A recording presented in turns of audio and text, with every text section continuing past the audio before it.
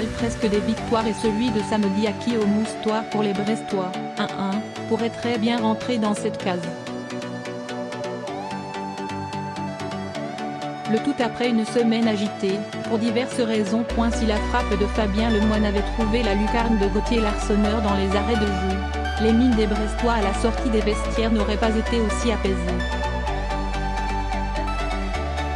Samedi soir, les Finistériens ont fait la bonne opération du derby en maintenant les Lorientais à 5 points, une semaine après avoir été giflés à la maison par Valenciennes.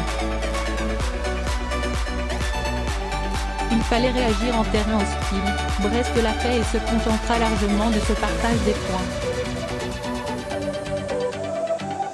Pourtant, tout n'était pas gagné d'avance et les Finistériens, qui voient par contre Metz prendre le large en haut, auraient pu se disperser après une semaine agitée. Agité à cause de la tension qui entourait le déplacement de leurs supporters. Agité à cause d'un contrôle antidopage, jeudi soir, mal perçu par le vestiaire.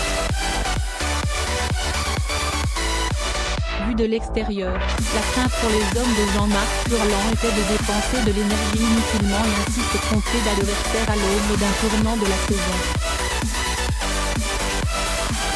On a réussi à rester dans notre bulle, ce sont des extras à côté du foot, tempère Brendan Chardonnay, titulaire pour pallier la suspension de Jean-Charles Castelletto.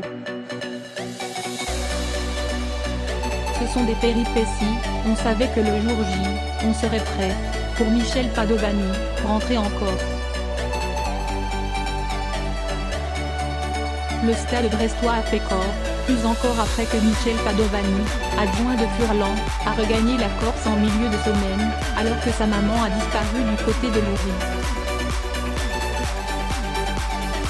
Sa famille, et c'est comme ma famille, est en très grande souffrance, confie l'entraîneur du FB 29. On voulait lui dédier ce match nul et lui apporter un tout petit peu de réconfort. On a vécu une semaine particulière, on sait que Pado vit des moments un peu difficiles et jouer des matchs dans ce contexte, c'est pesant, surtout dans un derby, poursuit Mathias Autrey. On est soulagé d'avoir répondu présent, se rassure encore le milieu de terrain, de retour pour la première fois au Moustoir après son départ du FCL en 2015. C'était un match intense mais fermé, le nul est équitable. On s'est d'abord concentré sur un bloc base assez solide puisqu'on avait quand même pris 5 la semaine dernière, on a fait le dos rond. Les Lorientais étaient obligés de faire le jeu et d'attaquer. Ils n'avaient pas trop le choix, ils étaient obligés de gagner. Pour Chardonnay, on savait que si on perdait le derby, les 2 semaines derrière, avec la trêve internationale, auraient été longues.